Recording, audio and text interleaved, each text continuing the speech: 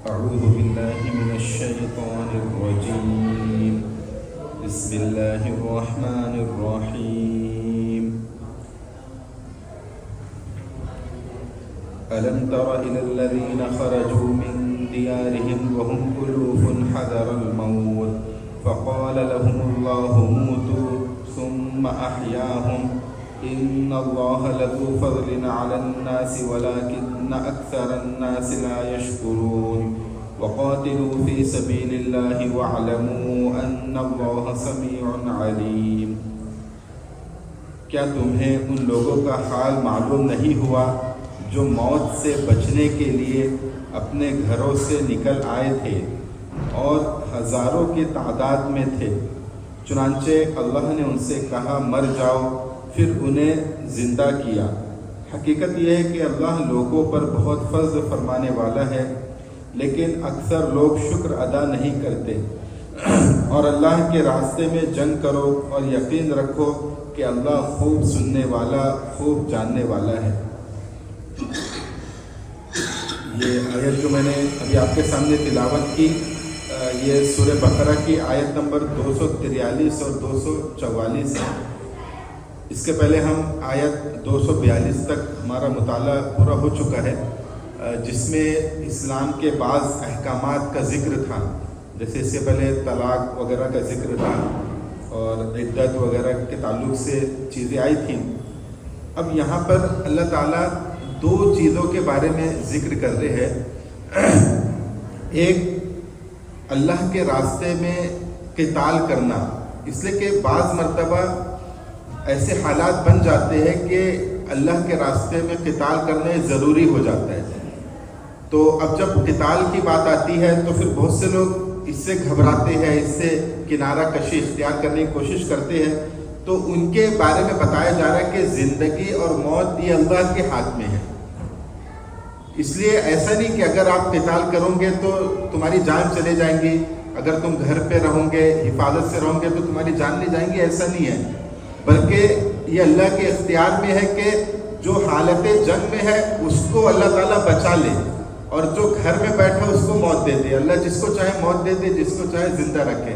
تو اس لیے تم کو قتال سے، جہاد سے، اللہ کے راستے میں لڑنے سے اگر اس کی ضرورت پڑتی ہے تو تمہیں گھبرانا نہیں چاہیے۔ اور دوسرا مال کے بارے میں کہ اللہ کے راستے میں مال خرچ کرو، چاہے وہ غریبوں کی مدد کرنے میں یا جہاد کی تیاری کرنے میں۔ عام طور سے یہ تو دو چیزیں ہیں، جان اور مال، انسان کی یہ بہت بڑی کمزوری ہے۔ انسان اپنی جان کی حفاظت کے لیے اور اپنی مال کی حفاظت کے لیے بہت سے ایسے کام کر لیتا ہے جس سے اللہ ناراض ہوتے ہیں۔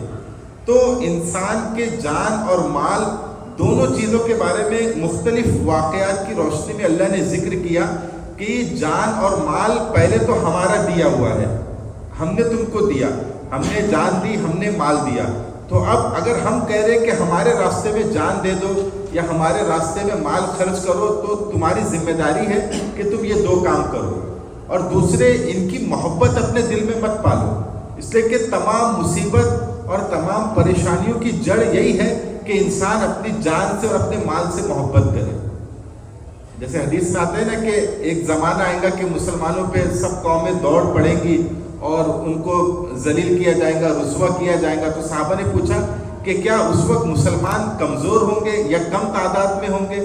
تو حضور نے کہا کہ نہیں، اس وقت تو تم سب سے بڑی تعداد میں ہوں گے، لیکن اس کے بعد بھی کمزور ہوں گے، سب تم پہ ظلم کریں گے، زیادتی کریں گے، چڑھ دوڑیں گے پورے کافر لوگ۔ تو صحابہ نے پوچھا پھر ایسا کیسا ہوگا جب بڑی تعداد میں ہوں گے؟ تو حضور نے کہا تم میں حرج پیدا ہو جائے گا، اور حرج یہ ہے کہ تمہارے اندر دنیا کی محبت اور موت سے ڈر پیدا ہو جائے گا۔ تو یہ دونوں چیز جان اور مال سے آتی ہے، دنیا کی محبت مال کی وجہ سے آتی ہے اور موت کا ڈر جان سے محبت کی وجہ سے۔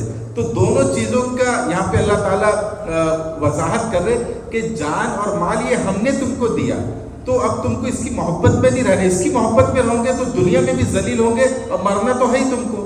تو اس سے بہتر یہ ہے کہ تم ان کی محبت اپنے دل سے نکال دو اور جان اور مال کو جب ضرورت پیش آئے اللہ کے راستے میں صرف کر دو۔ یہ مضمون یہاں پہ بیان کیا جا رہا ہے۔ تو اللہ تعالیٰ پہلے تو جیسے جب جہاد کی قتال کی بات آتی تھی تو بعض منافق یا بعض لوگ جو کمزور طبیعت کے ہیں وہ اس کو پسند نہیں کرتے تھے کہ بھائی ہمیں بس عبادت کرنی ہے، یہ قتال وغیرہ نہیں کرنا ہے، حالانکہ اس وقت اس کی ضرورت ہوتی تھی. تو اللہ تعالیٰ نے ایک قوم کی مثال دی کہ ایک قوم ایسی تھی کہ جو اپنے گھر سے نکل گئے تھے اور موت کے ڈر سے وہ حفاظت کی جگہ جو محفوظ جگہ ہے وہاں چلے گئے، اور وہ ہزاروں کی تعداد میں تھے. جب وہ اپنی محفوظ جگہ پہ پہنچے کہ جہاں پہ ان کو لگا کہ یہاں ہم کو موت نہیں آئے گی، تو وہیں پر اللہ نے ان کو موت دے دی. اللہ نے کہا کہ موتو، کہ تم مر جاؤ، تو وہیں پر اللہ نے ان کو موت دے دی اور پھر اللہ نے دوبارہ ان کو زندہ کیا. یعنی اللہ تعالیٰ بتانا چاہ رہے کہ اگر تم جنگ سے بھاگو گے اس کا مطلب یہ نہیں کہ تم بچ جاؤ گے، موت تو پھر بھی آنی ہے. تو جو وہ لوگ جو حفاظت کی جگہ پہ چلے گئے پھر وہیں پہ ہم نے ان کو موت دے دی. جہاں پر انہوں نے سوچا کہ یہاں ہم کو موت نہیں آئے گی، ہم مریں گے نہیں، وہیں پر اللہ نے ان کو موت دے دی، کیونکہ یہ تو اللہ کے ہاتھ میں ہے. بہت سے لوگ ایسے ہیں جو جنگ کی حالت میں رہے، ہمیشہ جنگ کی حالت میں رہے لیکن موت نہیں آئی، اور بعض لوگ گھر میں رہے اور گھر میں موت آ گئی. تو یہ تو اللہ کے ہاتھ میں ہے، اس لیے ہمیں اس سے گھبرانا نہیں چاہیے. یہ اس واقعے کے ذریعے بتایا جا رہا ہے. اب یہ واقعہ کس قوم کا پیش آیا وہ قوم کا ذکر نہیں ہے، بنی اسرائیل کا ہے یا کس کا ہے، کہ جو لوگ اپنے گھروں سے نکل گئے تھے وہ کون تھے. جیسے کہ میں نے پہلے آپ لوگ کو بتایا تھا کہ قرآن کوئی تاریخ کی کتاب نہیں ہے، ہسٹری کی کتاب نہیں ہے کہ ایک ہسٹری بتائی جا رہی، بنی اسرائیل کی ہسٹری، ابراہیم علیہ السلام کی، یوسف علیہ السلام کی تاریخ بتائی جا رہی ہے. قرآن اس کی کتاب نہیں ہے. قرآن ان کا ذکر اتنا ہی کرتا ہے جس سے ہم کو عبرت ملے، سبق ملے، بس سبق دینے کے لیے ذکر کرتا ہے کہ ایک ایسی قوم تھی، ان کے ساتھ ہم نے ایسا کیا، ایک ایسا انسان تھا برا تھا، اس کے ساتھ ہم نے ایسا کیا تاکہ تم ویسا نہ کرو. کوئی ہسٹری بتانے کے لیے قرآن نہیں آیا، تاریخ بتانے کے لیے نہیں آیا، یہ عبرت کے لیے آیا ہے، ریمائنڈر ہے. یہ اس کی وضاحت بھی اس میں آ گئی. تو اس سے اللہ نے وہ قوم کا ذکر نہیں کیا، بس یہ بتا دیا کہ ہم نے ان کو موت دے دی تھی تاکہ ہم یہ سمجھ لیں کہ زندگی اور موت تو اللہ کے ہاتھ میں ہے. ان اللہ لذو فضل علی الناس ولکن اکثر الناس لا یشکرون. اور اللہ تعالیٰ، حقیقت یہ ہے کہ اللہ لوگوں پر بہت فضل فرمانے والا ہے لیکن اکثر لوگ شکر ادا نہیں کرتے. وقاتلوا فی سبیل اللہ واعلموا ان اللہ سمیع علیم. اور اللہ کے راستے میں جنگ کرو اور یقین رکھو کہ اللہ خوب سننے والا، خوب جاننے والا ہے. اصل میں یہ جو سوسائٹی میں ہم جی رہے ہیں، جو معاشرے میں ہم جی رہے ہیں، اس کا اللہ تعالیٰ نے ایک ایسا انداز اس کو بنایا ہے کہ اگر اس میں انسان جنگ کے موقع پہ اگر جنگ نہ کرے تو اس سے بہت ساری مشکلیں پیش آتی ہے. جیسے ہم آج کے دور میں ہم جس ملک میں رہتے ہیں، ہر ملک کے پاس اپنی فوج ہوتی ہے، ان کے پاس ہتھیار ہوتے ہیں، ڈیفنس کا سسٹم ہوتا ہے. اگر یہ ملک اپنے ڈیفنس کا سسٹم نہ بنائے، فوج نہ بنائے، تو ظاہر سی بات ہے دوسرے ملک اس کے اوپر حملہ کر دیں گے یا اس کو دبائیں گے، پریشرائز کریں گے، اس کو عزت سے جینے نہیں دیں گے. تو اگر عزت سے انسان کو جینا ہے، اپنے مذہب پر، اپنے کلچر پر عزت کے ساتھ عمل کرنا ہے، تو بعض مرتبہ اس کو لڑنا بھی پڑتا ہے، اپنے حق کے لیے کوشش بھی کرنی پڑتی ہے. اگر انسان لڑے نہ، بولے کہ مجھے نہیں لڑنا ہے، تو پھر اس کو چین سے جینے نہیں دیا جائے گا. تو جیسے اب ماشاءاللہ ہمارا ملک ہے، اس کے پاس اتنی بڑی فوج ہے، تو یہ فوج ہونے کی وجہ سے ہم حفاظت میں ہیں. دوسرے ملک ہم پہ قبضہ نہیں کر پا رہے، حملہ نہیں کر پا رہے، اس لیے کہ وہ ہماری حفاظت کر رہے ہیں. اسی طرح جو پولیس کا جو نظام ہے، بہت سے چور ڈاکو نقصان پہنچانے والے ڈرتے ہیں کہ بھئی پولیس پکڑ لے گی. اگر پولیس نہ ہو تو وہ تو پورا فساد پھیلا دے، لوگوں کو چین سے جینے نہ دے.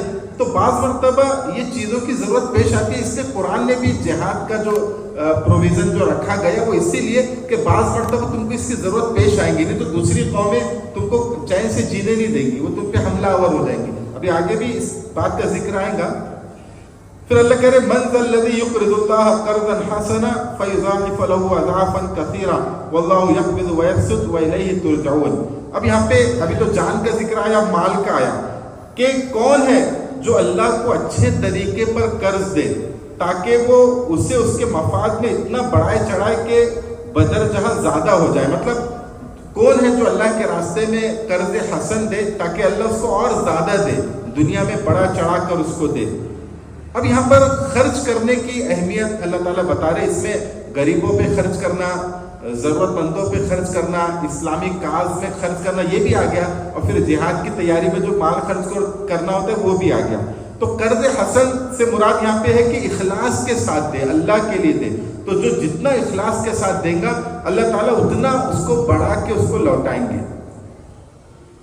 اور یہاں پہ قرض حسن سے یہ بھی مراد ہے کہ پہلے زمانے میں جو لوگ قرض دیا کرتے تھے تو وہ سود پر قرض دیتے تھے، تو قرض حسن اس کے مقابلے میں کہا گیا کہ سود کا مطالبہ نہ کیا جائے بلکہ بنا سود کے قرض دے۔ ابھی سود کی تفصیلات بھی انشاءاللہ آگے آئیں گی اگلے درس میں۔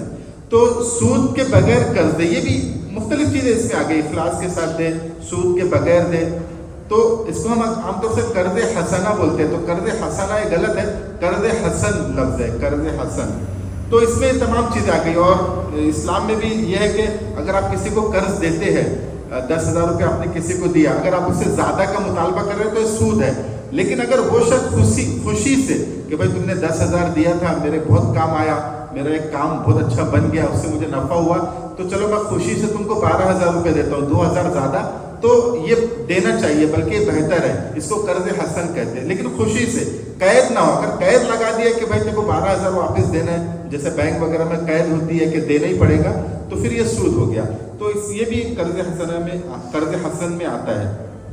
واللہ یقبض ویبسط والیہ ترجعون، اور اللہ ہی ہے جو مال کو کم کرتا ہے اور زیادہ کرتا ہے۔ مطلب جب تم خرچ کر رہے ہو تو تم کو لگے گا ارے میرا مال کم ہو گیا، اس سے تو میرا نقصان ہو رہا ہے خرچ کرنے سے، تو اللہ نے یہ بھی بتا دیا کہ آپ اس سے ڈرو مت، آپ کنجوسی مت کرو، اس لیے کہ مال میں وسعت دینا اور مال میں کمی کرنا یہ ہمارے اختیار میں ہے۔ بعض مرتبہ آپ نے دیکھا ہوگا کہ ایک شخص سے بہت خرچہ کرتا ہے، اس کو 1 لاکھ دے دیا، اس کو 2 لاکھ، وہاں ایک تنظیم کو 5 لاکھ دے دیا، لیکن پھر بھی اس کے پاس رہتا ہے۔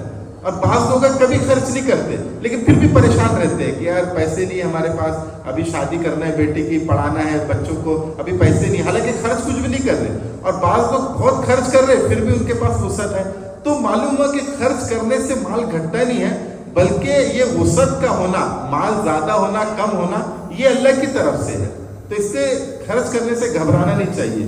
وَإِلَيْهِ تُرْجَعُونَ، اور تم کو انہی کی طرف لوٹ کے جانا ہے۔ أَلَمْ تَرَ إِلَى الْمَلَإِ مِنْ بَنِي إِسْرَائِيلَ مِنْ بَعْدِ مُوسَى إِذْ قَالُوا لِنَبِيٍّ لَهُ اسْتَنَا مَلِكًا نُقَاتِلْ فِي سَبِيلِ اللَّهِ قَالَ هَلْ عَسَيْتُمْ إِنْ كُتِبَ عَلَيْكُمُ الْقِتَالُ أَلَّا تُقَاتِلُوا قالوا وما لنا ألا نقاتل في سبيل الله وقد أخرجنا من ديارنا وأبنائنا فلما كتب عليهم القتال تولوا إلا قليلا منهم والله عليم بالظالمين۔ اب یہی قتال وغیرہ کو سمجھانے کے لیے بنی اسرائیل کا اللہ تعالیٰ ذکر کر رہے ہیں۔ عام طور سے امت مسلمہ کو کوئی بھی بات سمجھانے کے لیے اللہ تعالیٰ بنی اسرائیل کا ہی ذکر کرتے ہیں۔ آپ دیکھیں گے قرآن میں تو بنی اسرائیل میں یہودی اور نصرانی دونوں کور ہو گئے جو اہل کتاب ہے۔ تو یہودی نصرانی کا ذکر اس سے بار بار ہوتا ہے کہ ایک تو ان کو قیامت تک رہنا تھا۔ ابھی آپ دیکھیے سب سے بڑی تعداد عیسائیوں کی ہے اور پھر یہودیوں کی بھی ایک بڑی تعداد ہے، بڑا اثر ہے ان کا دنیا پر آج بھی۔ تو ایک تو ہمیشہ ان سے ہم کو انکاؤنٹر ہونا تھا، سامنا ہونا تھا، اور دوسرا یہ اللہ کی خاص قومیں تھی جس پر اللہ نے خاص انعام کیا تھا، لیکن انہوں نے بے اعتدالی کی، نافرمانی کی اور تکبر اور کبر کو اختیار کیا، اللہ کی آیتوں کا انکار کیا۔ تو یہی فضیلت اللہ تعالیٰ نے بعد میں امت مسلمہ کو دی جو بنی اسرائیل کو اللہ نے دی تھی۔ تو اب امت مسلمہ کو بار بار ان کے بارے میں بتایا جاتا ہے کہ دیکھو ہم نے ان کو فضیلت دی تھی، انہوں نے یہ حرکت کی، ان کے ساتھ پھر ہم نے ایسا کیا، تو اب تم کو فضیلت ملی ہے تو تم کو اب یہ حرکتوں سے بچنا ہے۔ اس سے زیادہ بنی اسرائیل کا ہی ذکر آتا ہے انہیں بات سمجھانے کے لیے۔ تو ابھی جیسے جہاد کی اہمیت کو سمجھا رہے ہیں تو اس میں بھی بنی اسرائیل نے کیا خرابی کی تھی وہ بتا رہے ہیں، اور پھر اس سے ان کو کیا نقصان ہوا تھا، تو تم کو بھی پھر وہی نقصان ہوگا۔ اس لیے تمہیں چاہیے کہ اللہ اس کے رسول کی بات کو مان کے جو وہ کہہ رہے اس کو پورا کرو۔ تو الم تر الی الملأ من بنی اسرائیل من بعد موسیٰ، یہ اس کا پس منظر یہ ہے کہ جب موسیٰ علیہ السلام نے فرعون کے جب لشکر سے ان کو آزادی دی بنی اسرائیل کو، اور سمندر میں جو اللہ نے راستہ بنایا اور پار کر کے باہر نکل گئے بنی اسرائیل موسیٰ علیہ السلام کے ساتھ، تو جب وہ باہر نکل گئے تو موسیٰ علیہ السلام نے ان سے کہا کہ جہاں سے تم پہلے آئے تھے، فلسطین ان کا شہر تھا، پرانا شہر، تو تم فلسطین پہ قبضہ کرو کیونکہ وہ تمہارا شہر ہے، اللہ نے تمہارے لیے اس کو چنا ہے، تو فلسطین پہ قبضہ کر لو. لیکن فلسطین پہ اس وقت جو قوم قبضہ کی ہوئی تھی اس کو عمالقہ کہا جاتا ہے, وہ بہت طاقتور قوم تھی, اس کے قصے بہت مشہور تھے. تو بنی اسرائیل نے موسیٰ علیہ السلام سے کہا کہ نہیں, ہم ان سے جنگ نہیں کریں گے, وہ بہت طاقتور لوگ ہیں. حالانکہ اللہ نے کہا تھا کہ اللہ تمہاری مدد کرے گا, تم ان سے جنگ کرو اور فلسطین لے لو. لیکن انہوں نے کہا کہ نہیں, ہم جنگ نہیں کریں گے, یہ تو بہت طاقتور لوگ ہیں, ہم کو مار ڈالیں گے, ہم جنگ نہیں کریں گے. تو اللہ کی انہوں نے نافرمانی کی. تو اللہ نے ان کو سزا یہ دی کہ 40 سال تک ایک وادی میں وہ بھٹکتے رہے, ان کو کوئی راستہ نہیں ملا باہر نکلنے کا. 40 سال تک بھٹکتے رہے. پورا قصہ اس سے پہلے بھی آ چکا ہے. تو پھر اسی حالت میں موسیٰ علیہ السلام دنیا سے رخصت ہو گئے. جب موسیٰ علیہ السلام دنیا سے رخصت ہوئے تو انہوں نے اپنا نائب جو ہے حضرت یوشع علیہ السلام کو بنایا, جو اللہ کے نبی تھے, وہ ان کے نائب بنے, یوشع علیہ السلام. تو یوشع علیہ السلام کے دور میں بنی اسرائیل نے فلسطین کے پہ حملہ کیا اور ایک حصے کو فلسطین یہودیوں نے قبضہ کر لیا. فلسطین کے ایک حصے پر, پورا قبضہ نہیں ہوا, ایک حصے پر.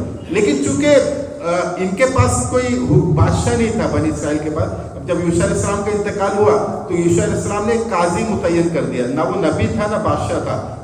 اور یہ دور 300 سال تک چلتا رہا, جس کو قاضیوں کا دور کہا جاتا ہے. تو یہ دور جب چلتا رہا تو فلسطین کے جو لوگ تھے وہ بنی اسرائیل پر کبھی بھی آتے تھے, ان کو مار کے لوٹ کے چلے جاتے تھے. کوئی بادشاہ نہیں تھا, کوئی نبی نہیں تھا. تو اب جو وہاں پہ قاضی ہوا کرتے تھے, جو آخری قاضی تھے, ان کا نام تھا سمویل. تو اللہ تعالیٰ نے ان کو نبی بنایا, نبوت دی کہ اب تم ان کی تربیت بھی کرو, ان کو اللہ کا پیغام پہنچاؤ. حضرت سمویل علیہ السلام. تو جب وہ نبی بنے تو بنی یہودیوں نے ان سے کہا کہ ہمارے اوپر ایک بادشاہ بھی بنا دیجیے, تاکہ ایک بادشاہ کے جھنڈے تلے ہم جمع ہو جائیں, اور پھر یہ جو لوگ ہم پہ حملہ کر رہے ہیں, ہم کو لوٹتے ہیں, آتے ہیں, مارتے ہیں, تو ہم ان کے اوپر ان سے لڑ سکیں. تو جب انہوں نے بادشاہ بنانے کو کہا تو جو ان کے نبی تھے سمویل علیہ السلام, انہوں نے پہلے تو یہ کہا قال هل عصيتم ان كتب عليكم القتال الا تقاتلوا, کہ تم یہ تو کہہ رہے ہو کہ بادشاہ بنا دو تاکہ ہم اس کے جھنڈے تلے قتال کریں, جہاد کریں ان لوگوں سے, لیکن کہیں ایسا نہ ہو کہ جب میں بادشاہ بنا دوں پھر تم قتال سے مکر جاؤ, اس لیے کہ پہلے بھی تم مکر گئے تھے موسیٰ علیہ السلام کے دور میں, تو کہیں مکر نہ جاؤ. تو انہوں نے کہا قالوا وما لنا الا نقاتل في سبيل الله, کہ ہم کیوں مکریں گے, ہم تو بلکہ لڑیں گے ان سے, کیونکہ انہوں نے ہمیں اپنے گھروں سے نکال دیا, ہمارے بچوں کو نکال دیا, فلسطین ہمارا تھا, تو ہم تو ان سے لڑیں گے. لیکن اللہ کہہ رہے فلما كتب عليهم القتال, لیکن جب قتال ان کے اوپر فرض کیا گیا تو ان میں سے بہت سے لوگ پھر گئے کہ بھائی ہم نہیں لڑ سکتے ان سے, سوائے چند لوگوں کے. چند لوگوں نے لڑا, اور اللہ تعالیٰ ظالموں کو خوب جانتا ہے. وقال لهم نبيهم ان الله قد بعث لكم طالوت ملكا, تو جب انہوں نے اپنے نبی سے کہا کہ کوئی بادشاہ ہمارے اوپر بنا دو, تو انہوں نے طالوت ایک شخص تھا ان میں, وہ اس کو بادشاہ بنا دیا, طالوت کو, یہودیوں میں سے, اور کہا کہ اللہ تعالیٰ نے اس کو بادشاہ متعین کیا ہے, طالوت کو.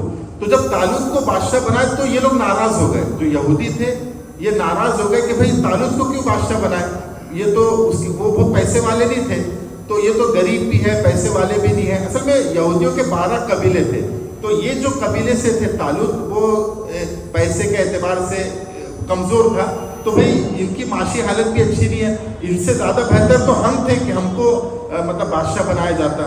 تو انہوں نے کہا کہ ان اللہ اصطفاہ علیکم وزادہ بسطۃ فی العلم والجسم واللہ یؤتی ملکہ من یشاء, کہ نہیں اللہ تعالیٰ نے ان کو تمہارے اوپر بادشاہ چنا ہے, اور اس لیے چنا ہے کہ یہ جسم کے اعتبار سے مضبوط ہے, مطلب غریب تو ہے, وہ ایک غریب قبیلے سے ہے, لیکن جسمانی طور پر یہ مضبوط ہے, بہادر ہے, اور علم اور جسم, یعنی علم کے اعتبار سے بھی یہ بڑے عالم ہے, علم ان کو اچھا ہے, اور جسمانی اعتبار سے مضبوط ہے.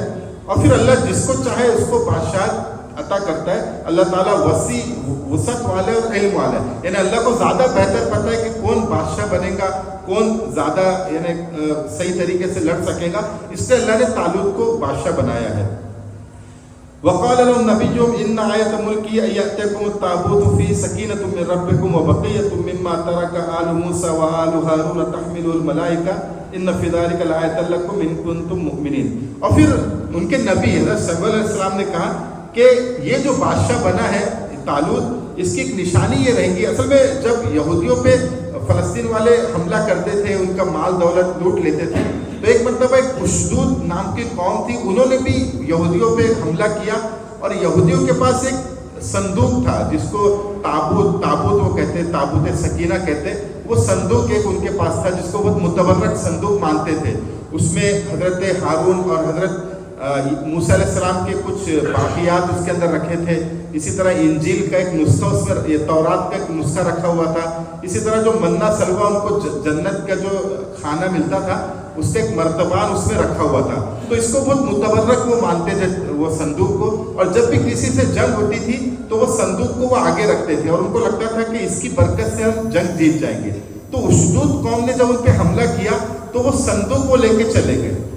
تو انہوں نے کہا, ان کے نبی نے, کہ جو طالوت کو ہم نے بادشاہ بنایا ہے, یہ طالوت اگر تمہارا بادشاہ رہے گا تو اس کی نشانی یہ ہے کہ یہ طالوت وہ جو صندوق جو وہ اشدود کی قوم لے کے چلے گئی ہے, یہ طالوت وہ تابوت کو جس میں سکینت ہے, وہ تابوت کو یہ واپس لے کے آئیں گے اور فرشتے اس کو اٹھا کر لائیں گے. تو اس میں الگ الگ روایت ہے, بنی انجیل بائبل وغیرہ میں روایت یہ ہے کہ جب وہ قوم تابوت وہ صندوق لے کر گئی تو انہوں نے لے جا کر اپنی مندر میں اس کو رکھ دیا. ان کی جو مندر تھی جو بتوں کو پوجتے تھے, تو جب انہوں نے وہاں پہ رکھا تو ان کے اوپر تکلیفیں بہت آنے لگی. تو ان کے نجومیوں نے کہا کہ شاید یہ صندوق کی وجہ سے تم کو تکلیفیں آ رہی ہے, آفات مصیبتیں آ رہی ہیں, تو یہ صندوق کو یہاں سے نکال دو. تو انہوں نے ایک گدھے یا کھچر پہ رکھ کے اس کو شہر کے باہر کر دیا. تو وہاں سے فرشتوں نے اٹھا کے بنی یہودیوں کے پاس اس کو واپس لا کے دے دیا. اور بعض روایت میں ہے کہ فرشتوں نے ہی اٹھا کے, وہ مندر سے ہی فرشتوں نے اٹھا کے ان کے پاس لے کے آ گیا. تو اس کی بائبل میں الگ روایت ہے. تو دونوں اعتبار سے یہ ہے کہ فرشتے اٹھا کے لائیں گے. تو ان کی یہ جو طالوت کو جو ہم نے بادشاہ بنایا, اس کی علامت یہ کہ وہ صندوق جو چلے گیا تھا وہ یہ دوبارہ تم کو لوٹا کے دیں گے. ان فی ذلک لآیۃ لکم ان کنتم مؤمنین, اور اس میں تمہارے لیے نشانیاں ہیں اگر تم اگر مومن ہو. فلما فصل طالوت بالجنود قال ان الله مبتليكم بنهر فمن شرب منه فليس مني ومن لم يطعمه فانه مني الا من اخترف غرفة بيده فشربوا منه الا قليلا منهم فلما جاوزه والذين آمنوا معه قالوا لا طاقة لنا اليوم بجالوت وجنوده. اب جو طالوت جب بادشاہ بن گئے, انہوں نے قبول کر لیا, تو اب طالوت جو ہے ایک لشکر لے کر گئے وہ عمالقہ سے لڑنے کے لیے, جو فلسطین پر قابض تھے ان سے لڑنے کے لیے گئے. لیکن طالوت کو بھی پتا تھا کہ جو لوگ میرے ساتھ جا رہے یہودی, ان کی ایک ہسٹری رہی ہے کہ یہ ہمیشہ ٹائم پہ دھوکہ دیتے ہیں. جب جنگ کا وقت آتا ہے تو کہتے ہیں کہ نہیں ہم نہیں لڑیں گے, ہم ان سے لڑ نہیں سکتے, ابھی ساتھ میں تو جا رہے ہیں لیکن پھر آگے کہ یہ دھوکہ نہ دے دیں. تو انہوں نے آزمانے کے لیے کہ کون واقعی میرے ساتھ دیں گا اور عزیمت کے ساتھ ٹکے رہے گا, آزمانے کے لیے انہوں نے ایک یہ کام کیا کہ جب یہ لوگ جا رہے تھے تو اب راستے میں سفر میں تو پیاس بہت لگتی ہے, سب لوگ پیاسے تھے. تو وہاں پر ایک دریا آیا, نہر آئی, جس کو شاید جو اردن میں جارڈن میں وہ نہر ہے, وہ نہر وہاں پہ ایک آئی. تو انہوں نے آزمانے کے لیے یہ کہا کہ جو نہر ابھی آ رہی ہے, ابھی ہم آگے پہنچیں گے, نہر آئیں گی, تو نہر میں سے کوئی پانی مت پینا. تو جو پانی پیے گا سمجھو وہ پھر ہمارے ساتھ نہیں رہے گا, وہ جنگ کے لیے تیار نہیں ہے. اور جو پانی نہیں پیے گا سمجھو وہ ہمارے ساتھ. ہاں اگر کسی نے تھوڑا سا پی لیا تو ٹھیک ہے, لیکن سیراب ہو کے مت پینا, پیٹ بھر کے مت پینا. لیکن جب وہ نہر آئی تو اللہ تعالیٰ کہہ رہے کہ ان میں سے اکثر نے پانی پی لیا, پورا پیٹ بھر کے پانی پی لیا, بس چند لوگ رہ گئے. تو پھر طالوت جو تھے, جو بادشاہ تھے, انہوں نے سمجھ گئے کہ یہ لوگ میرا ساتھ نہیں دے سکتے, یہ لوگ جب پانی کے معاملے میں میری بات نہیں مان رہے تو جنگ کی حالت میں میری بات کیا مانیں گے. تو پھر جو چند لوگ ان کے ساتھ تھے, ان کے ساتھ مل کے انہوں نے جنگ شروع کی. تو یہ جو چند لوگ تھے, بعض روایت میں آتا ہے کہ 313 بچے تھے, جو بدر کی جنگ میں جو لوگ تھے 313, جتنی تعداد تھی اتنی تعداد اس میں بچی تھی. فلما جاوزه والذین آمنوا معه قالوا لا طاقة لنا اليوم بجالوت وجنوده. تو اور ان کے ساتھ ایمان رکھنے والے دریا کے پار اترے. تو یہ لوگ جنہوں نے طالوت کا حکم نہیں مانا تھا کہنے لگے آج جالوت اور اس کے لشکر کا مقابلہ کرنے کی ہم میں بالکل طاقت نہیں. مطلب انہوں نے اس کو قبول بھی کر لیا کہ ہم میں طاقت نہیں, جنہوں نے پانی پی لیا تھا. تو جو کم لوگ تھے وہی گئے. جالوت یہ دشمنوں کا سردار تھا, مطلب جو عمالقہ تھے جن سے ان کو لڑنا تھا, ان کا جو سردار تھا اس کا نام جالوت تھا. تو جالوت سے ہم لڑنے کے ہمارے اندر طاقت نہیں ہے. لیکن جو ایمان والے تھے قال الذین یظنون انہم ملاقو اللہ، لیکن جو ایمان والے تھے اور جو اللہ سے ملاقات کی امید رکھتے تھے، انہوں نے کہا کم من فئۃ قلیلۃ غلبت فئۃ کثیرۃ باذن اللہ واللہ مع الصابرین، کہ بہت سی ایسی جماعت ہے جو تھوڑی تھی لیکن جب انہوں نے لڑائی کی اللہ کے حکم پر تو اللہ کے حکم سے ان کو بڑی جماعت پہ غلبہ مل گیا، اس لیے ہم تو لڑیں گے، ہم تو ان کے پاس جائیں گے اور ان سے لڑیں گے۔ واللہ مع الصابرین، اور اللہ صبر کرنے والوں کے ساتھ ہے۔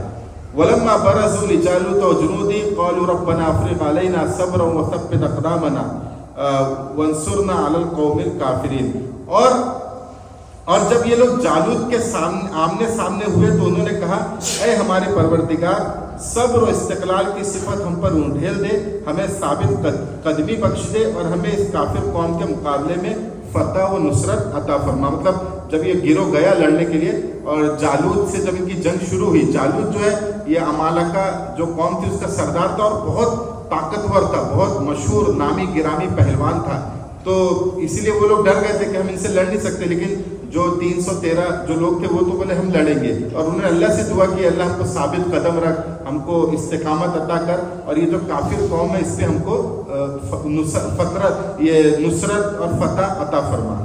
فہزموہم باذن اللہ، تو جالوت کے لشکر کو یہ چھوٹے سے گروہ نے اللہ کے حکم سے شکست دے دی۔ اور وقتل داؤد جالوت وَآتَاهُ اللَّهُ الْمُلْكَ وَالْحِكْمَةَ وَعَلَّمَهُ مِمَّا يَشَاءُ، اور داؤد نے جالوت کو قتل کر دیا اور اللہ نے بعد میں داؤد کو بادشاہت عطا کی اور حکمت عطا کی اور اللہ یعنی نبوت عطا کی۔ تو یہ جو داؤد علیہ السلام ہے، پہلے داؤد علیہ السلام اس وقت بہت چھوٹے تھے، ان کا ذکر تو آیا ہی نہیں اس کے اندر، تو یہ کم عمر تھے، اور واقعہ یہ پیش آیا کہ جب یہ طالوت جا رہے تھے جالوت سے لڑنے کے لیے تو داؤد علیہ السلام کے 3 بھائی تھے، تو تینوں بھائی جنگ میں شریک تھے، اور داؤد علیہ السلام اپنے گھر میں تھے، اپنے والد کی خدمت کر رہے تھے، ان کے والد بوڑھے تھے اور کم عمر تھے، تو ان کے والد نے داؤد علیہ السلام کو بھیجا کہ جاؤ تم بھی دیکھو تمہارے بھائیوں کا کیا حال ہوا، جنگ ختم ہوئی کیا ہوا، جا کے دیکھو۔ تو داؤد علیہ السلام جب آئے تو اس وقت دونوں فوجیں آمنے سامنے کھڑی تھی۔ تو پہلے ایسا ہوتا تھا کہ جب جنگ شروع ہونے کے پہلے بعض مرتبہ اکیلے بھی جنگ ہوتی تھی، ایک بہادر پکارتا تھا کہ آؤ میرے سے کوئی لڑو، تو بعض مرتبہ پہلے اکیلے جنگ ہوتی تھی، بعد میں پورا لشکر بھیڑتا تھا۔ تو جالوت جو تھا یہ بہت طاقتور تھا، دشمن کا جو سردار تھا اور بہت بڑا پہلوان تھا، تو یہ مسلسل یہودیوں کو چیلنج کر رہا تھا، طالوت کے جو لشکر کو چیلنج کر رہا تھا کہ کوئی ہے مجھ سے لڑنے والا، اور کوئی آگے نہیں بڑھ رہا تھا، سب ڈر رہے تھے کہ اگر ہم اس سے لڑیں گے تو مار ڈالیں گے، تو بہت بڑا پہلوان ہے، بہت طاقتور ہے۔ تو اسی عرصے میں داؤد علیہ السلام وہاں پہ پہنچے، تو داؤد علیہ السلام کم عمر تھے، چھوٹے تھے، تو انہوں نے دیکھا کہ جالوت مسلسل چیلنج کر رہا ہے اور کوئی سامنے نہیں آ رہا، تو داؤد علیہ السلام نے طالوت جو یہودیوں کے جو سردار تھے ان سے اجازت چاہی کہ میں اس سے لڑنے کو تیار ہوں۔ تو انہوں نے کہا کہ ارے اتنے بڑے بڑے لوگ نہیں جا رہے لڑنے، تم تو بچے ہو، تم کیسے لڑو گے؟ بولے نہیں میں لڑوں گا اس سے۔ تو انہوں نے کہا ٹھیک ہے لڑو۔ تو جب داؤد علیہ السلام آئے تو داؤد علیہ السلام کو تو ہتھیار چلانا بھی نہیں آتا تھا، بچے تھے، گھریلو زندگی گزار رہے تھے، ہتھیار چلانا بھی نہیں آتا تھا۔ تو جب ان کو ہتھیار دیا گیا تو ان کو پتہ بھی نہیں تھا تلوار کیسی چلانی ہے، تو انہوں نے ایک پتھر اٹھایا اور اللہ کا نام لے کے پتھر اس کو مارا جالوت کو، تو پتھر اس کے سر میں لگا اور اندر گھس گیا اور اس کی وجہ سے وہ زمین پہ گر گیا۔ پھر داؤد علیہ السلام اس کے پاس گئے اور اسی کی تلوار لے کے اس کا سر قلم کر دیا۔ تو جب یہ واقعہ پیش آیا تو ان کی شہرت بہت بڑھ گئی کہ بہت بہادر لڑکا ہے، تو پھر بعد میں یہودیوں نے انہی کو اپنا بادشاہ بنا لیا، داؤد علیہ السلام کو، اور پھر بعد میں اللہ نے ان کو نبوت بھی دی۔ تو پہلی مرتبہ ایسا ہوا کہ ایک بادشاہ کو نبوت ملی، نہیں تو ہمیشہ ایسا ہوتا تھا بادشاہ الگ ہوتا تھا، نبی الگ ہوتا تھا۔ تو یہ اس پس منظر میں اللہ کہہ رہے کہ مسلمانوں نے ان کو ہرا دیا، اس وقت کے جو مسلمان یہودی مسلمان تھے انہوں نے ہرا دیا، اور داؤد نے جالوت کو قتل کر دیا، یہ اللہ تعالیٰ بتا رہے ہیں۔ وَلَوْلَا دَفْعُ اللَّهِ النَّاسَ بَعْضَهُم بِبَعْضٍ لَفَسَدَتِ الْأَرْضُ وَلَكِنَّ اللَّهَ ذُو فَضْلٍ عَلَى الْعَالَمِينَ۔ اب یہاں پہ پھر وہی بات اللہ فرما رہے کہ اگر اللہ تعالیٰ دنیا میں ایک دوسرے کا اگر دفاع نہ کرے، مطلب یہ جو قتال کے ذریعے جہاد کے ذریعے، تو دنیا میں تو فساد پھیل جائے گا۔ جیسے میں نے پہلے بھی تشریح کی کہ دنیا کا نظام ایسا ہے کہ اگر آپ طاقت جمع نہیں کریں گے، آپ کمزور رہیں گے، تو دوسرے لوگ آپ کو چین سے جینے نہیں دیں گے۔ جیسے میں نے ملک کی بھی مثال دی کہ ہمارا ملک ہے، ہمارے ملک میں فوج ہے، ہمارے پاس ہتھیار ہے، ڈیفینس کا پورا سسٹم ہے، اگر ہمارے ملک کے پاس یہ سسٹم نہ ہو تو دوسرے ملک ہم کو چین سے جینے نہیں دیں گے۔ وہ تو ہم پہ حملہ کریں گے, ہم کو لوٹیں گے, اسی طرح ہم پہ دباؤ بنائیں گے, پریشر بنائیں گے کہ تم یہ مت کرو وہ مت کرو, ہے نا. اسی طرح مسلمان بھی ایک قوم ہے, اگر مسلمان بھی کمزور ہو جائے تو دوسرے لوگ اس پہ پریشر بنائیں گے کہ تم یہ مت کرو, تم وہ مت کرو, ان کو لوٹیں گے, فساد پھیلائیں گے. تو دنیا کا نظام ایسا ہے کہ اگر تمہارے پاس طاقت نہیں ہے, تم اپنا دفاع نہیں کرو گے تو دوسرے لوگ تم کو جینے نہیں دیں گے. تو اسی لیے اللہ تعالیٰ یہاں پہ جہاد اور قتال کی اہمیت کو بتا رہے کہ اس سے تم ڈرو مت, یہ تمہارے لیے فائدے کی چیز ہے. اگر تم اس سے پیچھے ہٹ جاؤ گے تو تم کو جینے نہیں دیا جائے گا. مکہ میں کیا ہوتا تھا, مکہ میں ستایا جاتا تھا ایمان سے کہ ایمان سے پھر جاؤ, لیکن جب مدینہ آئے تو مدینہ آنے کے بعد بھی ان کے خلاف سازشیں ہوتی تھی. تو جب مسلمانوں نے جہاد کیا, لڑا, تب جا کے دشمن کمزور ہوئے, تب جا کے وہ ڈرے. اگر مسلمان نہیں لڑتے تو وہ تو ختم کر دیتے مسلمانوں کو. جس طرح سے آپ چیزیں پیش آئی, پوری اسلامی تاریخ آپ دیکھ لیجئے. تو اللہ کہہ رہے کہ اگر اللہ تعالیٰ ایک دوسرے کا دفاع نہ کرے, ایک دوسرے کو جنگ کے ذریعے پروٹیکٹ نہ کرے, تو زمین میں تو فساد پھیل جائے گا, ہے نا. اسی طرح یہ ہمارے جو پولیس کا نظام ہے, اب یہ پولیس نہ ہو ہمارے شہروں میں تو چور ڈاکو تو پورا فساد پھیلا دیں گے, کسی شریف آدمی کو چین سے جینے نہیں دیں گے. جب چاہیں گے ڈاکہ ڈالیں گے, جب چاہیں گے کسی کا قتل کر دیں گے. لیکن یہ پولیس کا جو نظام ہے, اس کی وجہ سے ان کے اندر ڈر پیدا ہوتا ہے, وہ ڈرتے ہیں تو نہیں کر پاتے. تو طاقت ہونا ضروری ہے برے لوگوں کو روکنے کے لیے. تو یہ اللہ تعالیٰ بتانا چاہ رہے ہیں, اور اسی لیے جہاد کی اہمیت کو بھی سمجھا رہے کہ بھائی تم موت سے مت ڈرو, بلکہ جب موقع آئے اگر ایسا تو تم کو کرنا پڑے گا, اس سے تمہارے فائدہ ہے. تلک آیات اللہ نتلوها علیک بالحق وانک لمن المرسلین. اللہ تعالیٰ حضور سے کہہ رہے کہ ہم یہ جو باتیں تم کو بتاتے ہیں ٹھیک ٹھیک بتاتے ہیں, اور تم اللہ کی طرف سے بھیجے ہوئے رسول ہو. مطلب یہ جو واقعات ہم تم کو بتا رہے ہیں, اس سے یہ بھی ثابت ہو رہا ہے کہ تم اللہ کے رسول ہو, اس لیے کہ بہت سارے واقعات کسی کو پتہ نہیں ہے, اور تم یہ جو واقعات بتاتے ہو بنی اسرائیل کے یا اصحاب کہف کا جو بھی واقعات تم بتاتے ہو, اس سے پتہ چلتا ہے کہ تم اللہ کے رسول ہو. یہ ایک دلیل بھی ہے جو واقعات بتانا ہے, کیونکہ حضور کو واقعات پتہ نہیں تھے, مکہ کے لوگوں کو بہت سارے واقعات نہیں پتہ تھے. تو جب حضور بتا رہے, اس کا مطلب کوئی دوسرا آپ کو یہ واقعات بتاتا ہے, تو یہ نبوت کی دلیل ہے. تلک الرسل فضلنا بعضهم على بعض منهم من كلم الله ورفع بعضهم درجات وآتينا عيسى ابن مريم البينات وأيدناه بروح القدس ولو شاء الله ما اقتتل الذين من بعدهم من بعد ما جاءتهم البينات ولكن اختلفوا فمنهم من آمن ومنهم من كفر ولو شاء الله ما اقتتلوا ولكن الله يفعل ما يريد.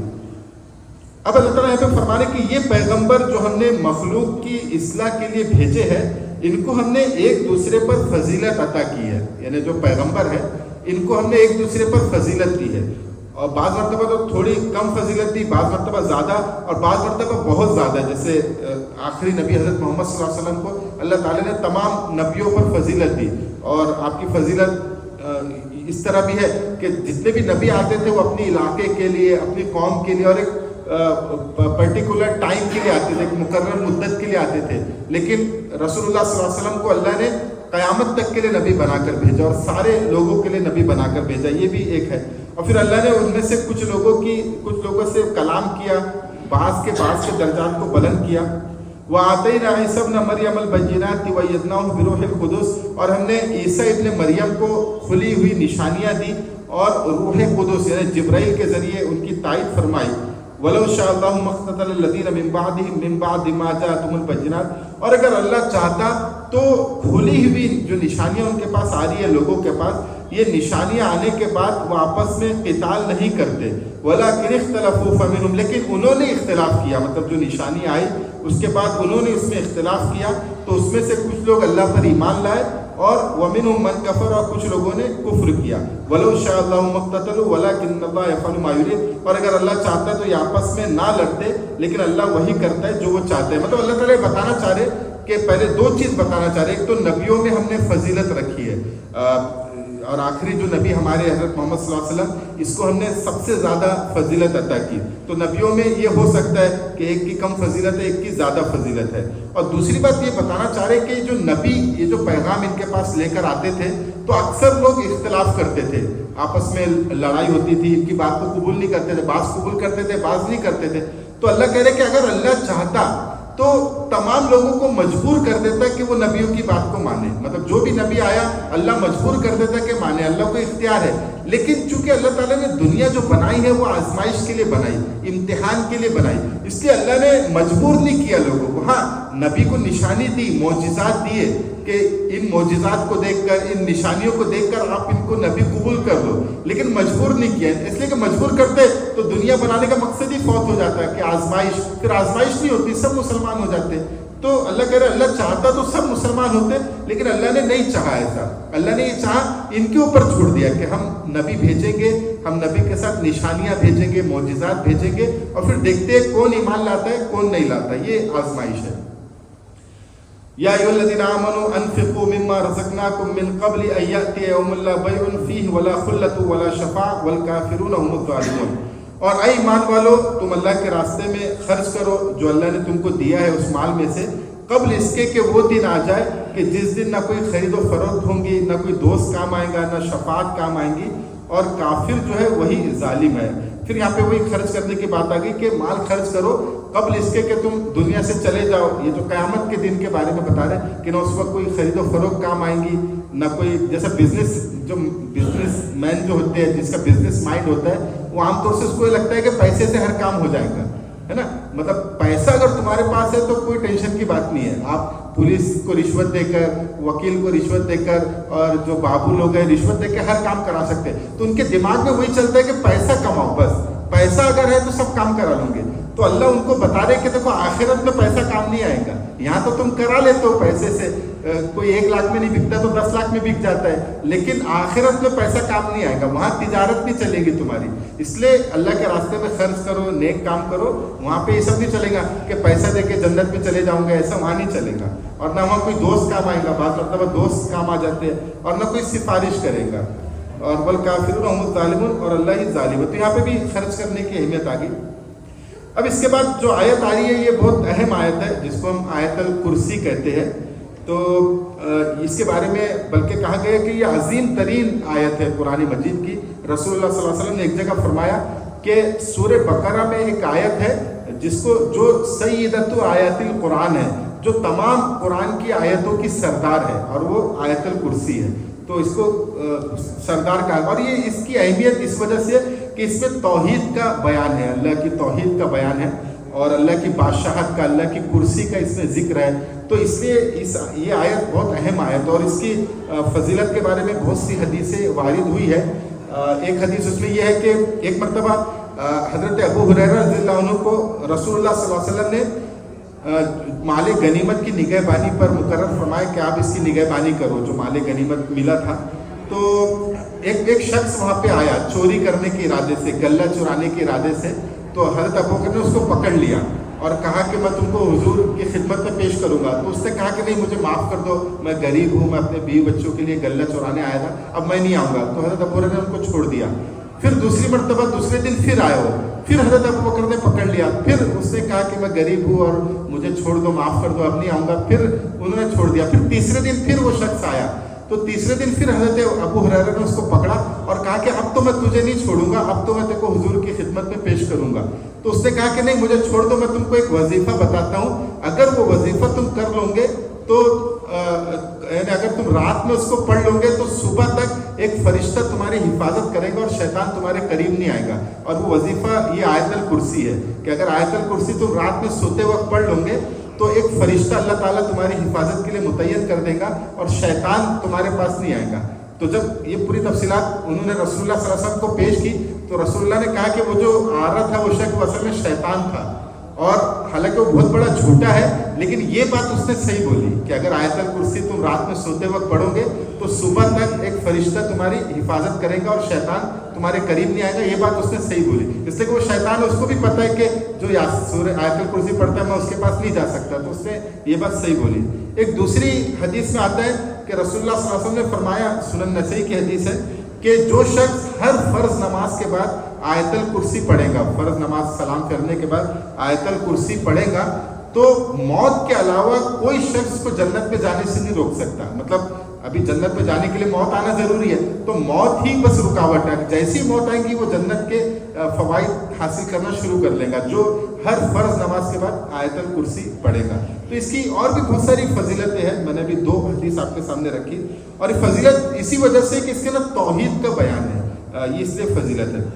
تو یہ آیت ہے اللہ لا الہ الا هو الحی القیوم لا تأخذه سنة ولا نوم له ما في السماوات وما في الارض من ذا الذي يشفع عنده الا باذنه يعلم ما بين ايديهم وما خلفهم ولا يحيطون بشيء من علمه الا بما شاء وسع كرسيه السماوات والارض ولا يؤوده حفظهما وهو العلي العظيم.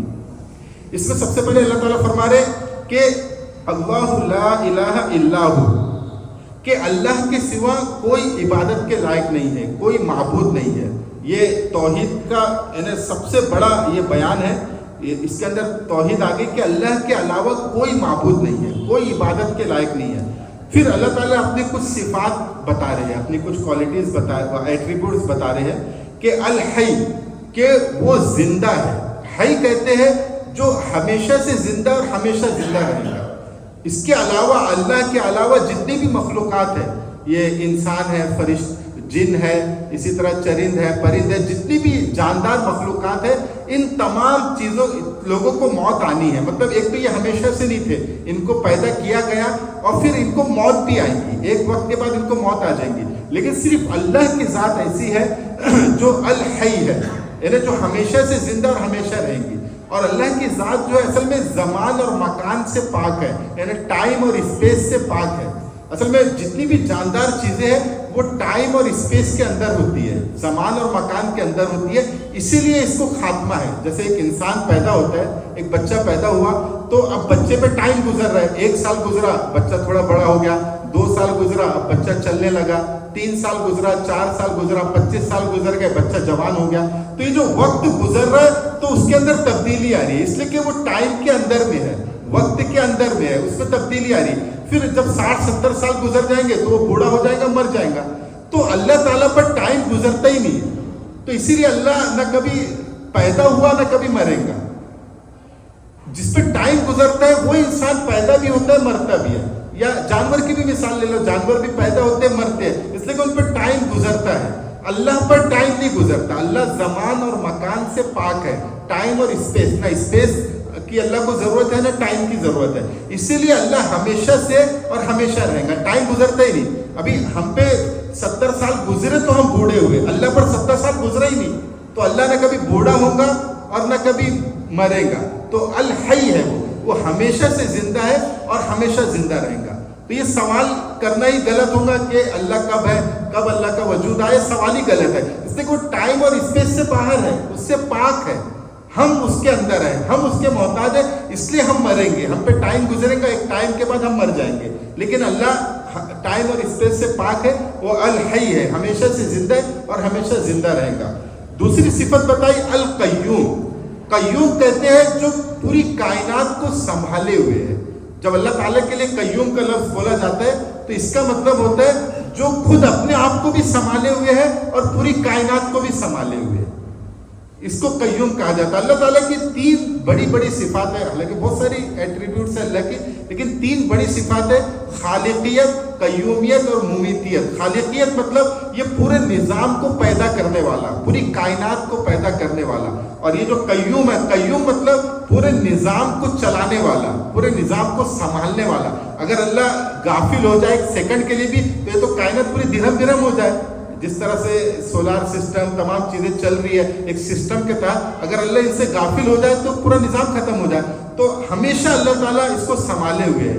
اور ایک ہے ممیتیت. ممیتیت یہ کہ یہ جو نظام اللہ نے بنایا اس کو ختم کرنے والا، ڈسٹرائے کرنے والا. تو یہ بھی اللہ کی صفت ہے. لیکن بہت سے لوگوں نے یہ تینوں صفت کے لیے الگ الگ ذات بنا دی. جیسے ہمارے جو برادران وطن ہے، انہوں نے جیسے برہما، وشنو، مہیش. برہما مطلب جس نے برہمان کو بنایا، وشنو مطلب جو اس کے نظام کو چلا رہا ہے، اور مہیش شیو مطلب جو ایک نظام کو ختم کر دے گا، ڈسٹرائے کر دے گا. انہوں نے तीन अलग अलग ذات बना ली, हालांकि एक ही ذات है, ये अल्लाह की ذات है। अल्लाह ही इस कायनात को बनाने वाला है, अल्लाह ही इस कायनात के निज़ाम को चलाने वाला है और अल्लाह ही इस कायनात के निज़ाम को ख़त्म करेगा, डिस्ट्रॉय करेगा। ये एक ही ज़ात है, ये उसकी अलग अलग सिफात है। तो एक सिफत कय्यूम यहाँ पे बताई गई कि वो खुद भी संभले हुए है और पूरी कायनात को संभाले हुए है। ला ताखुज़ुहु सिनतु वला नौम, ये उसी की आखिरी की बात आ गई आगे की कि ना उसको कभी ऊँग आती है ना कभी नींद आती है। अब हर इंसान को नींद की जरूरत है, अगर इंसान को नींद ना आए तो इंसान पागल हो जाए, वो जी नहीं सकता। लेकिन अल्लाह को नींद तो दूर की बात है, ऊँग भी नहीं आती। इसलिए कि अगर अल्लाह को ऊँग आ गई तो ये जो निज़ाम अल्लाह संभाले हुए, ये निज़ाम तो दिरम बिरम हो जाएगा। तो अल्लाह ताला नींद से, ऊँग से, थकावट से पाक है, उसको ऊँग भी नहीं आती। ये इंसान की ज़रूरत है, इसलिए कि इंसान मजबूर है, इंसान की क्वालिटी जो सलाहियत है वो महदूद है, इसलिए इंसान को ज़रूरत पड़ती है सोने की, नींद की। लेकिन अल्लाह को इसकी ज़रूरत नहीं पड़ती। लहू मा फिस समावाति व मा फिल अर्द, और ज़मीन और आसमान में जो कुछ है सब उसी का है, सब पे उसी की बादशाहत है। मन ज़ल्लज़ी यशफ़उ इंदहु इल्ला बिइज़्नि, और कौन है जो अल्लाह के सामने किसी की सिफारिश करे सिवाय उसके इजाज़त से, बगैर उसकी इजाज़त से। असल में ये उनके जवाब में है, जो मुशरिकीन थे वो मुशरिकीन मुख्तलिफ बुतों को पूछते थे। तो जब उनको अल्लाह के नबी ने अल्लाह की बात बताई, एक अल्लाह की इबादत की बात कही, तो उन्होंने कहा कि ठीक है, वो जो अल्लाह है जो उसको भी हम मानते हैं, लेकिन हम ये बुतों को भी मानते हैं, इसकी भी हम पूजा करते हैं। और क्यों करते हैं? हा उलाई शुफाउना इंदल्लाह, कि ये जो बुत है ये अल्लाह के यहाँ हमारी सिफारिश करेंगे, हमारे सिफारशी बनेंगे, हमारी शफात करेंगे, इसलिए हम इनकी पूजा करते हैं, इनकी इबादत करते हैं। तो अल्लाह कह रहे हैं कि कौन है जो अल्लाह के सामने किसी की सिफारिश करे? किसी के अंदर मजाल है कि हमारे सामने किसी की शफात कर सके? हाँ, इल्ला बिइज़्नि, हाँ कुछ लोगों को हम इजाज़त देंगे, जैसे रसूलुल्लाह सल्लल्लाहु अलैहि वसल्लम सिफारिश करेंगे, जो नाबालिग बच्चा किसी का मर गया वो सिफारिश करेगा, कुरान सिफारिश करेगा बाज़ लोग को, लेकिन वो अल्लाह इजाज़त देंगे तब करेगा। किसी की मजाल नहीं है कि अल्लाह की इजाज़त के बगैर उससे सिफारिश करें। तो ये जो तुम दावा कर रहे हो कि ये बुत अल्लाह के हमारी सिफारिश करेंगे, ये दावा तुम्हारा बातिल दावा है। किसी की मजाल नहीं है कि अल्लाह के सामने किसी की कोई सिफारिश कर सके। यअलमु मा बैन अयदीहिम व मा खल्फहुम, और अल्लाह ताला आगे और पीछे की हर चीज़ को जानता है। इसमें तो एक हम ये भी कह सकते हैं कि जब कोई इंसान किसी की सिफारिश करता है तो आमतौर से कोई ऐसा शख्स है जिसको हम जानते नहीं और एक दूसरा इंसान उसको जानता है, तो वो सिफारिश करता है कि हाँ मैं इसको जानता हूँ, ये अच्छा इंसान है, ये काबिल एतमाद है। तो अल्लाह कह रहे कि मैं तो सबके बारे में जानता हूँ, आगे और पीछे की हर चीज़ जानता हूँ। तो पहली बात तो मुझे किसी की सिफारिश की ज़रूरत ही नहीं है, मैं हर किसी के बारे में जानता हूँ कौन कैसा है, उसका पिछला भी जानता हूँ, उसका अगला भी जानता हूँ, सब जानता हूँ मैं। और इससे ये भी हो गया कि मैं हर चीज़ जानता हूँ, हर चीज़ का मुझे इल्म है, माजी का, मुस्तकबिल का, सबका इल्म मुझे है। वला युहीतूना बिशैइन मिन इल्मिही इल्ला बिमा शा, और अल्लाह के इल्म का कोई इहाता नहीं कर सकता, मतलब अल्लाह के इल्म को कोई पकड़ नहीं सकता, कोई इसमें शरीक नहीं हो सकता, इल्ला बिमा शा, मगर ये कि अल्लाह जिसको इल्म दे दे। जैसे बाज़ मरतबा अंबिया अलैहिस्सलाम भी मुस्तकबिल की बात बताते हैं कि मुस्तकबिल में ऐसा होगा, आगे ऐसा होगा। तो ये जो अंबिया बताते हैं, ये अल्लाह ताला उतना इल्म उनको दे देता है कि इतना तुम अपनी उम्मतों को बता दो। नबियों को भी इल्म गैब नहीं होता, गैब का आगे का इल्म नबी को भी नहीं होता, लेकिन अल्लाह ताला बाज़ चीज़ें बता देते हैं। जैसे रसूलुल्लाह सल्लल्लाहु अलैहि वसल्लम ने बहुत सारी पेशन गोई फरमाई, बहुत सारी आगे की चीज़ हमको बताई, तो वो इसलिए बताई कि अल्लाह ने उनको बताया, तो इसलिए वो बताई। तो अल्लाह जिसको चाहे बता देता है।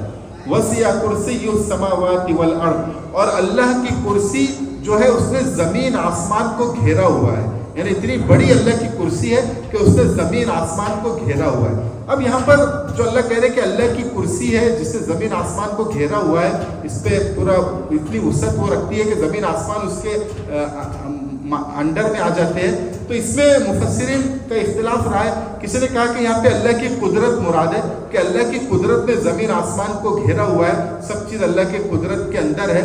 और किसी ने कहा कि नहीं, कुर्सी ही कोई जिस्म है, कोई अजीम शान, एक जैसे कुर्सी होती है वैसी कुर्सी है, एक अर्श है, एक कुर्सी है, तो वो कुर्सी ऐसी है कि जिससे ज़मीन आसमान को घेरा हुआ है। खैर, अब इसमें कोई भी चीज़ हो, लेकिन ये पता चल रहा है कि अल्लाह ताला कितना जलीलुल क़द्र शान का मालिक है।